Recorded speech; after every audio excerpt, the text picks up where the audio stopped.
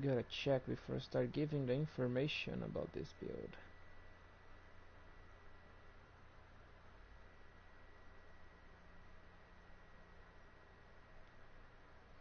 Is it running?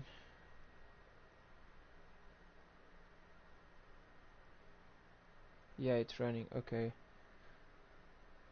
Audio is okay. Okay, yeah, the audio is okay. Everything's fine. Okay. What's up, people? I'm gonna be showing you today my PvP build, tank Zaan Scalecaller, also known as Beatrice the StamDK. In my oldest videos, I just changed the character name and my PSN ID, of course. So, first of all, there's a lot of videos of me playing with this build over there in the channel, like thousands of videos that I'm always placing. The ones that are named StamDK or Beatrice, it's this build. So you can watch how this build is in the videos before you try to do it. It's a really easy, I would say, setup build. It's not really hard to get the items.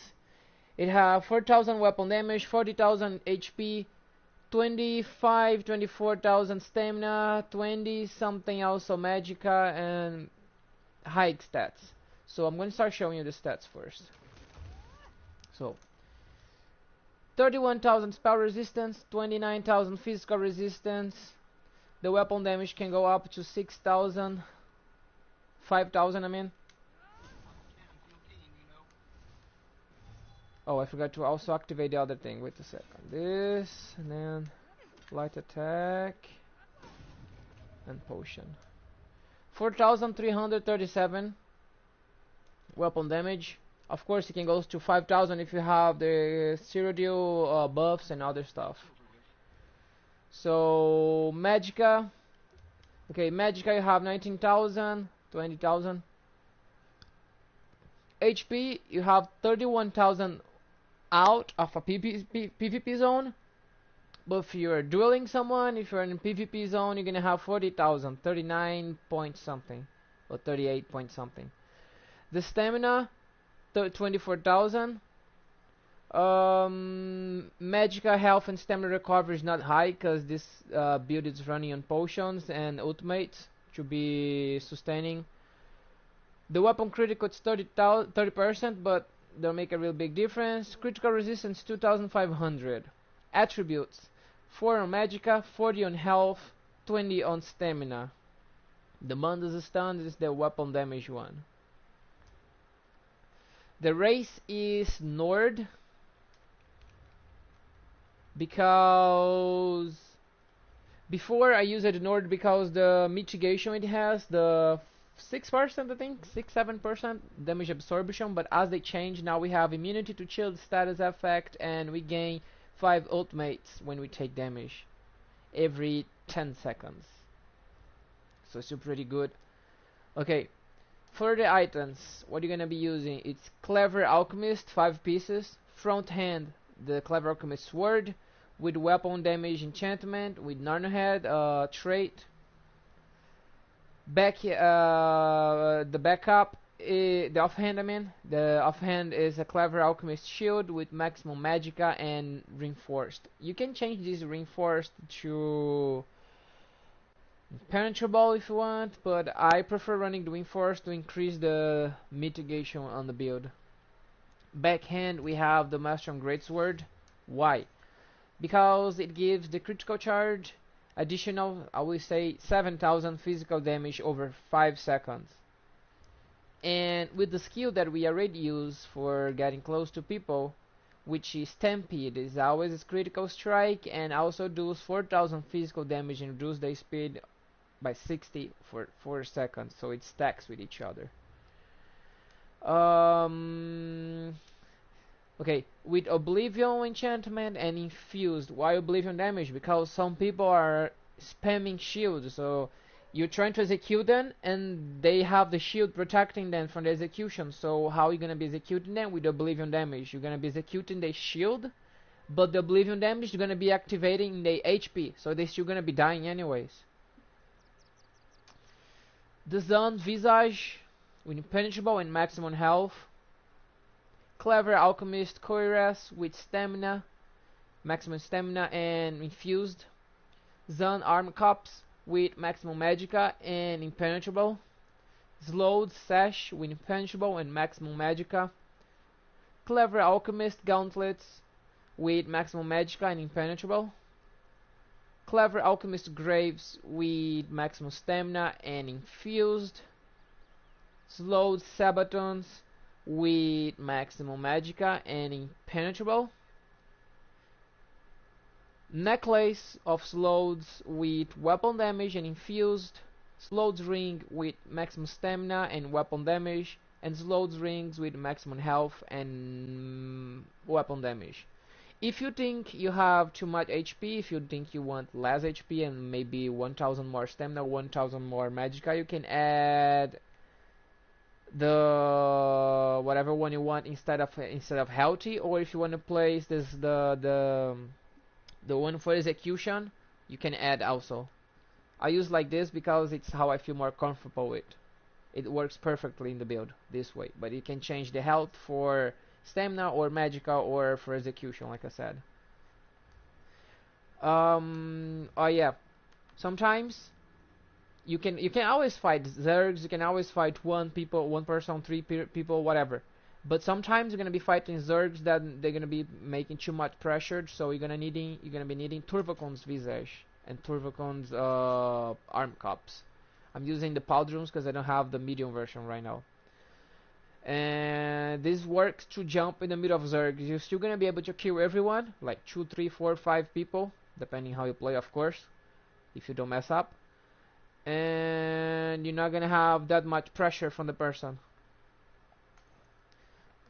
I mainly use Zaan because it does more pressure, so sometimes you're gonna attack one person in one side. Let me try to show it over here. You're gonna attack one person in one side. Let's activate Zaan. Where is it? Okay, you're gonna attack one person on one side, and then you're gonna be able to attack the other person as this one is getting attacked by Zaan. You can do the stun on the person as Zaan is taken down, and then go for the other one. So you're gonna be able to like handle two persons at the same time. I have many videos over there that I did that with this build.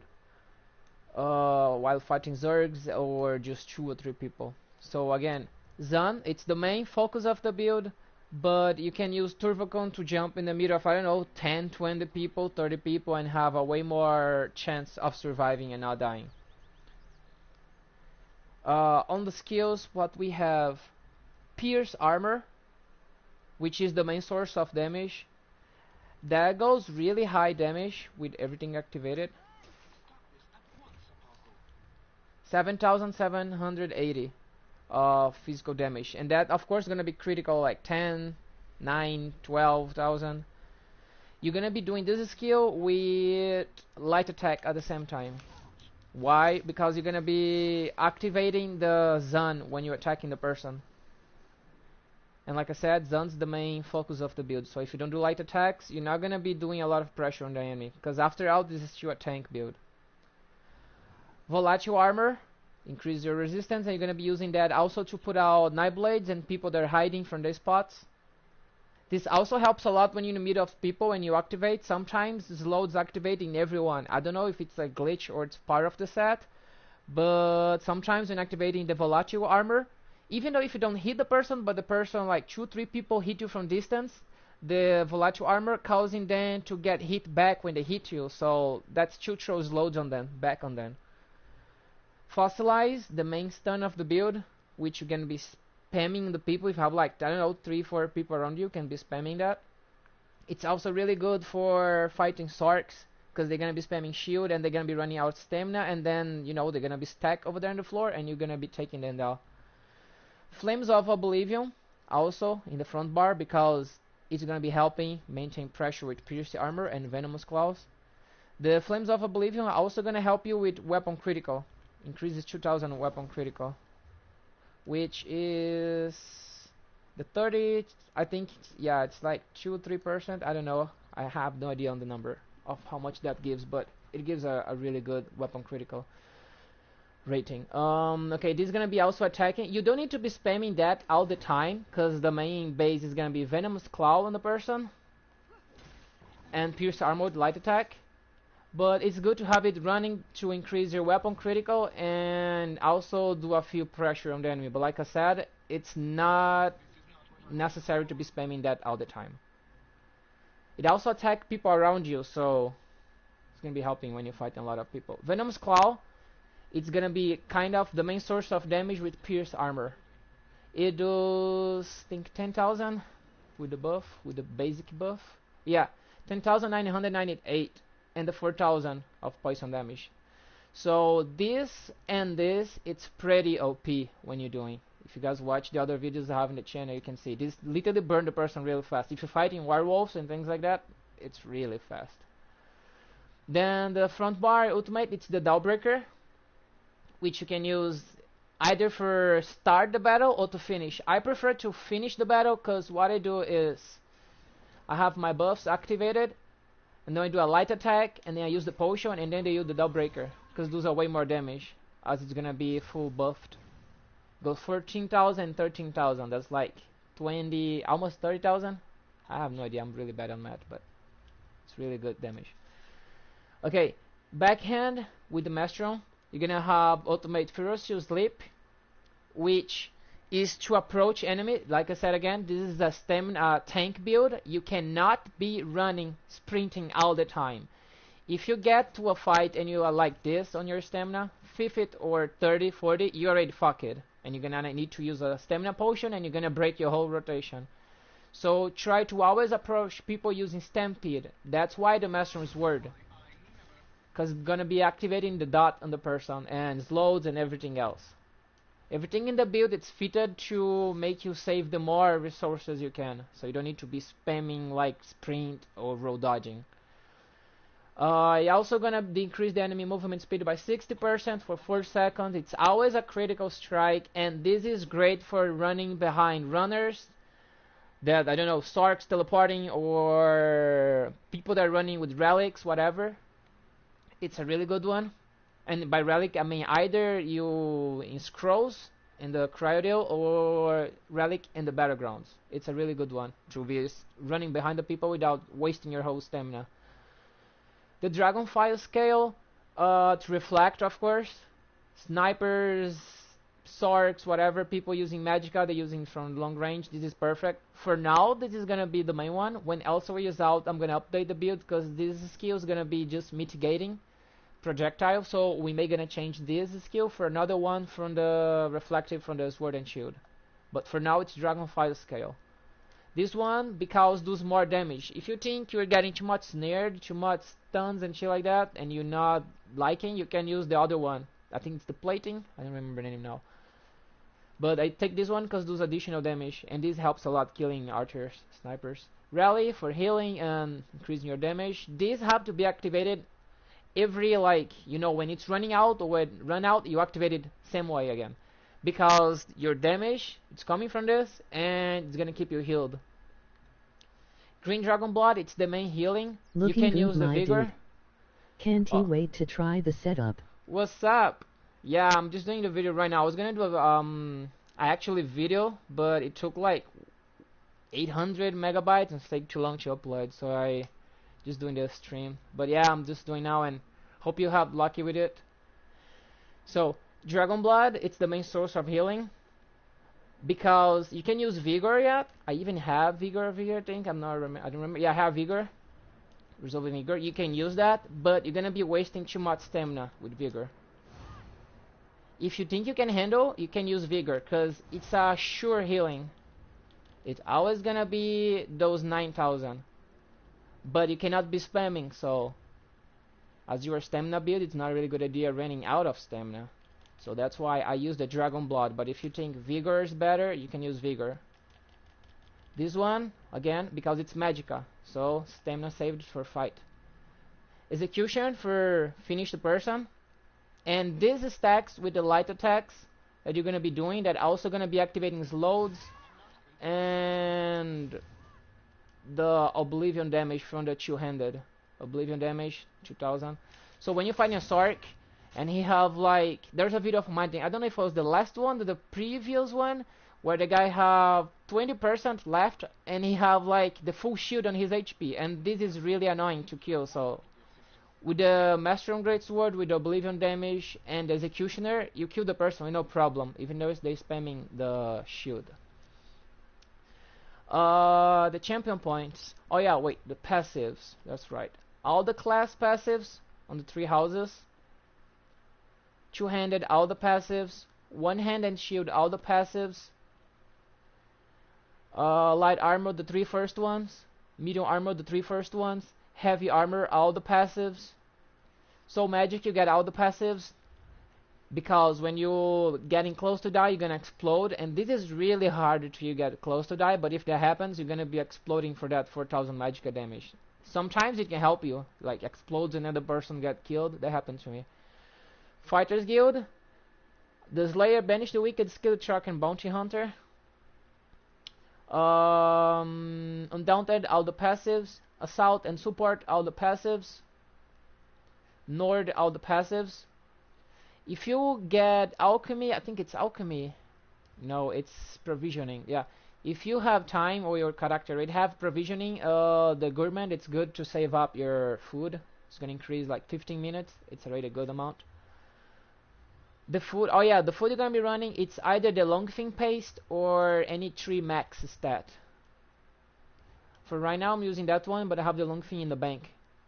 I'm using this one because they gave it in the Crow store, in the Crow Healer daily, so I have to use it. Okay, for the champion points. 56 in Ironclad, 50 in Resistant, 37 Thick-Skinned, 42 in Hardy, 42 in Elemental Defender, 22 in Heavy Armor, 21 in Quick Recovery, 81 in Warlord. This is the mostly main important one from the green one, because you don't have stamina recovery, and that's how you're gonna be breaking free without having problems on the stamina. Tenacity with 64 and Mooncalf on 22. You can change like 10 points from here to tenacity also if you want, because as you're gonna be doing light and heavy attacks, it helps to sustaining. Tumbling 23, Shadow Ward 80.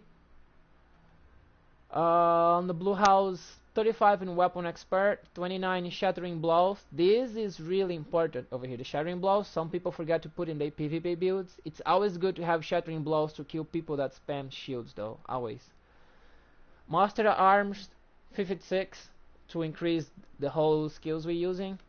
Precise Strikes, 56, Piercing, 51, and Mighty, 43.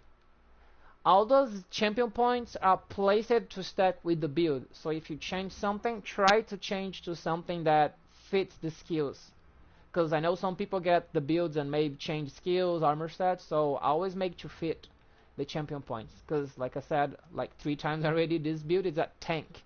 You're not going to be able to be running non-stop and roll dodging non-stop.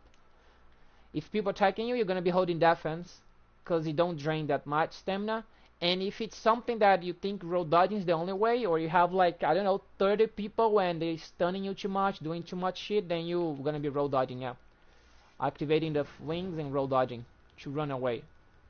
This build used it to have Vampire for the mist, but it took out because she was dying too fast from the fire and it was becoming a problem. You can still running if you want to get the mist. The mist helps a lot to running, but in my case I didn't like it because of the fire damage. Without the fire damage, I'm being able to easier fight even more people. Like before I used it to fight 10 people, now I can have like 15, 12 people without dying. So it's a way better.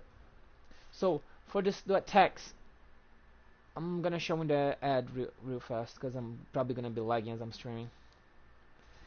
The attacks, how we're gonna be doing is, when the person is flying, running away or too far from you, you're gonna be approaching them with Stampede, because it's gonna activate the dot from the Master's Word. Sometimes activates loads, and it does a critical. And then after you do the Stampede, you're gonna be doing the stun, the Petrify, then you do Venom's Claw, Oblivion, then you do a light attack and activate the defense, and then you start doing Pierce Armor and light attack to activate Zen. When Zen is activated normally, at the same time Zen activate for the first time, it's also the same time you're gonna be allowed to do Petrify again. So you normally do petrify in the beginning of the fight and petrify when Zaan activated. It normally works. If you don't, if Zaan activate too fast, you wait more 1 or 2 seconds and then it's gonna be able to. Because I think it's 5 seconds, the breakdown from stun that you can do on the enemy. Dawnbreaker, how it works. You're gonna be activating Dawnbreaker either in the beginning of the fight, either in the middle if you wanna, I don't know, stun the person and you have no magic anymore. But I personally prefer to activate Dawnbreaker when I have Zaan activated. So I have my buffs activated, all the dots on the person. Then Zaan activates, and then I do the Petrify and Dawnbreaker, because they're gonna have like 5-6 dots at the same time. And that's the moment the HP is gonna be literally going down, and then you're just gonna execute them. Petrify and execute. Last video I did that, I think it's in the second battle, which was in the first battle I did that with the guy. In the last video I placed it over there.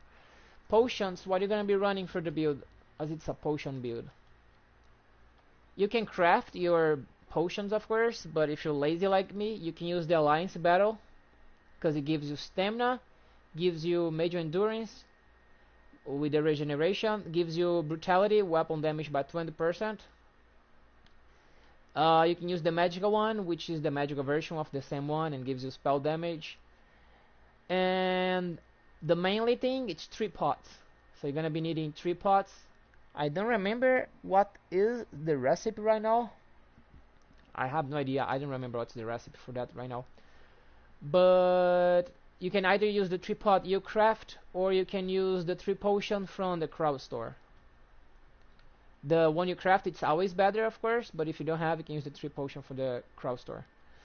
The stamina and the magical one, how it works. Sometimes you're gonna be running out just of stamina, and if you're gonna be fine on HP and magica. When that happens, you're gonna be using the stamina potion. Same goes for the magica. And for the HP, when that happens, you of course gonna be healing yourself with this or rally. But if you think it's a moment that you're gonna be in danger if you use the stamina, then you're gonna use the 3 pot. Even if you're running out of stamina and you're full HP for magica, you want to use the 3 pots, still fine.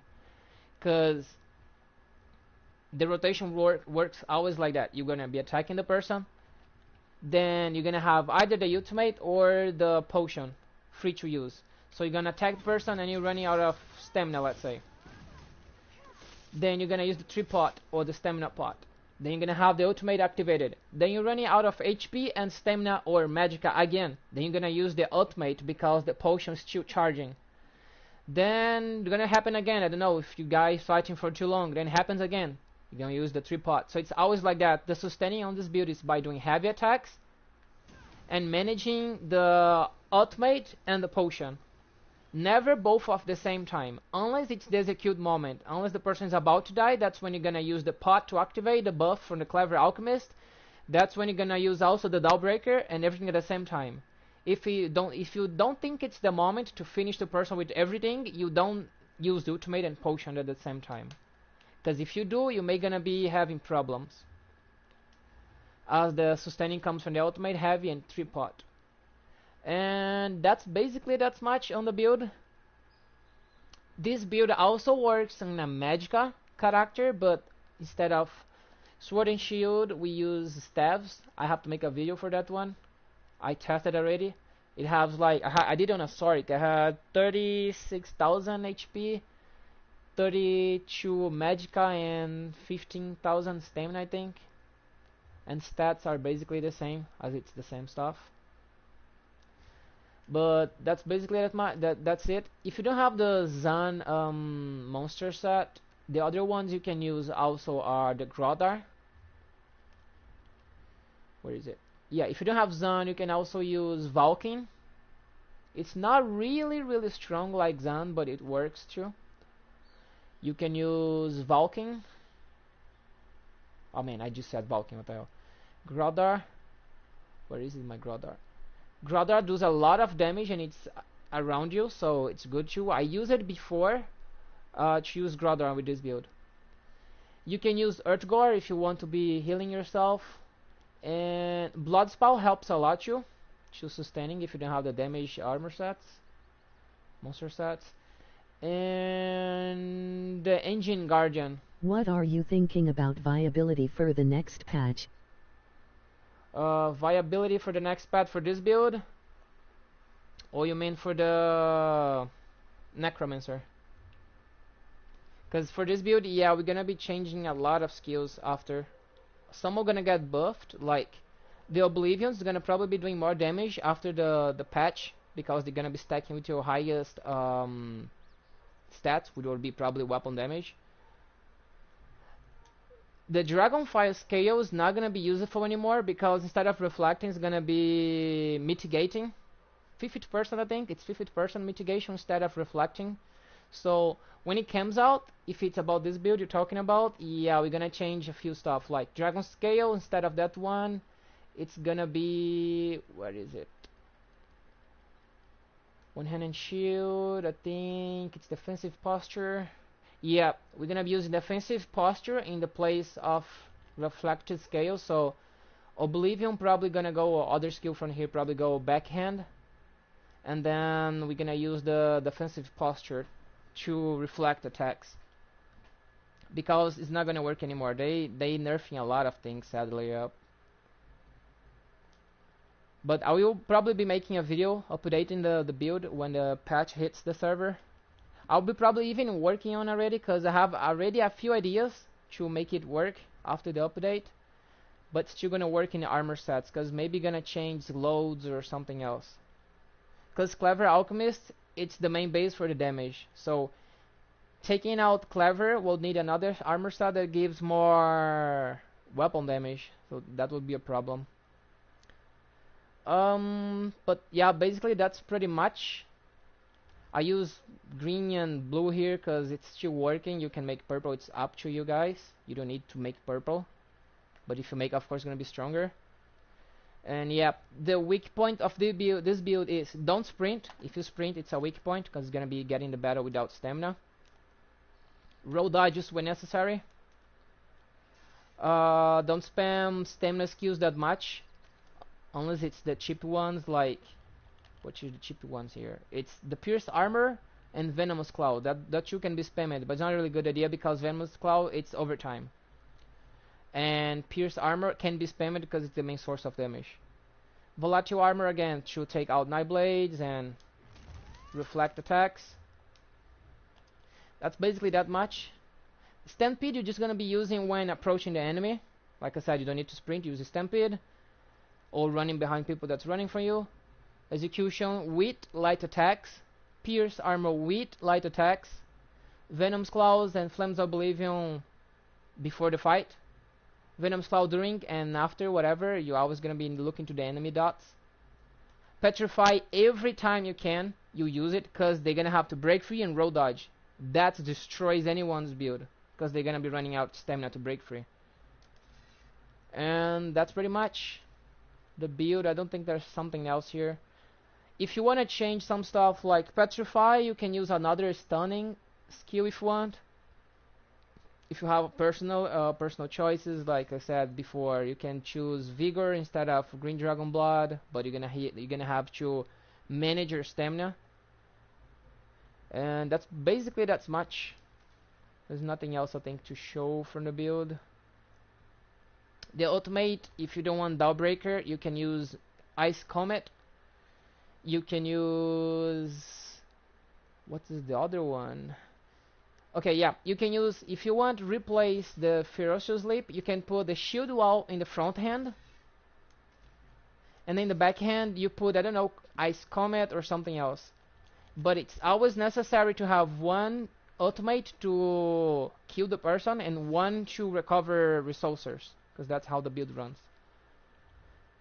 And I don't think there's something else to show here. That's pretty much the whole build. For people that just joined, there's videos over there. The last videos I placed it with the titles StamDK, Beatrice, and other. They are this build. I just changed my PSN ID and the character name. Yeah, hope you guys like it. Don't forget to subscribe. If anyone have any questions, just leave in the comments and I will be answering everyone. See you guys around.